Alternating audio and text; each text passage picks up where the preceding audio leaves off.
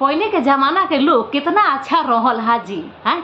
तनी भर दुख विपत बियाह शादी खाली खुशिये से ना, गम में भी ना लोग जान जाए कि रो पर कोनो दुख आयल बावे, कोनो चीज भइल बा तो बाप रे बाप लोग के लाइन लग जात रहो पूछवैया के कि कैसे हो गई का हो गई।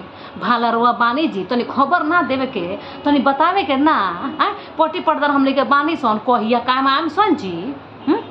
और अब के जमाना देख ली, अब तो जाए के पड़ता।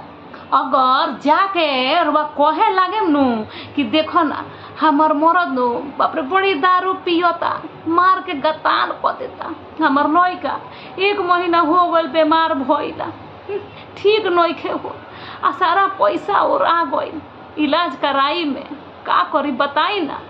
अब सामने वाला के रिएक्शन देखे ओकरा बुझाला कि अब मने कोरोना पकड़ता। उ जितना बात बतावता रही काल से उनकरा घर में होखे लागी। जौन उनकर सलमान खान खानी पति बड़न जौन हथेली पर लेकर रात दिन आरती उतारता रहे, काल उनकर मरद मार के गतान करे लागी। उनकर जौन लइका बड़े सन तन इनका लइका के बीमारी सुन के उनका लइकन के काल से बीमारी होखे लागी।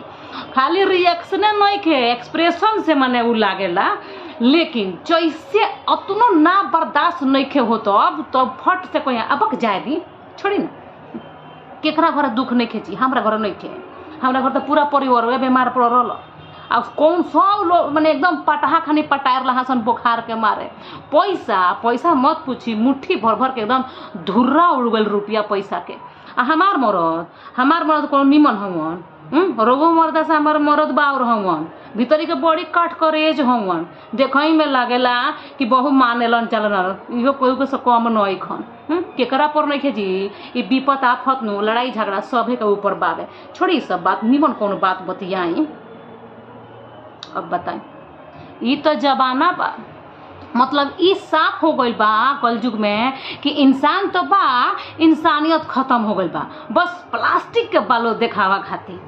बुझ गई नी, ई सब हमारा एक्सपीरियंस बा। देखो तानी समाज के हैं, देखो तानी कुछ नहीं खे। जमाना बड़ी खराब हो गई बा जी, बहुत खराब हो गई बा।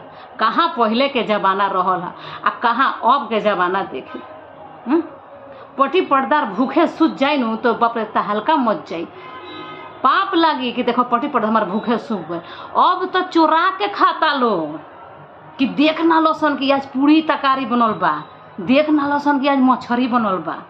बुझा गई, चोरा के महक ले रोक देता लोग, पर्दा लगा के दुआरी बंद क के किली ठोक के।